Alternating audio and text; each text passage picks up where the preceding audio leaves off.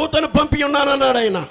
ఖచ్చితంగా ఈ చివరి కాలంలో ప్రతి సంఘములో తన బిడ్డలను బయటకు లాక్కొచ్చే కాలం ఇది. ఎవ్వరు బంధించలేరండి, ఎవ్వరు వారిని ఆపలేరండి. విత్తనము మట్టి బిడ్డల కింద పాతి పెట్టబడినప్పుడు దానిని ఆపగలిగిన శక్తి అది లేదు. అది కాంక్రీట్లో వేసినా దాన్ని ఆపగలిగిన శక్తి లేదండి. ఎందుకనగా విత్తనంలో జీవం ఉంది కనుక దానికి తేమ తగిలిన వెంటనే కాంక్రీట్ని కూడా బద్దలు కొట్టుకుని బయటకు వస్తుంది, మట్టి బిడ్డలను కూడా బద్దలు కొట్టుకుని బయటకు వస్తుంది. ఈరోజు ఆ విత్తనం నా లోపల ఉంది కనుకనే నన్ను రకరకాల మత శాఖల నుండి దేవుడు బయటికి లాగాడు. ఈ రోజున జీవంతో నన్ను బ్రతికించి నడిపిస్తున్నాడు. ఖచ్చితంగా మీరు అందరూ దానికి సాక్షులై ఉన్నారు కూడా.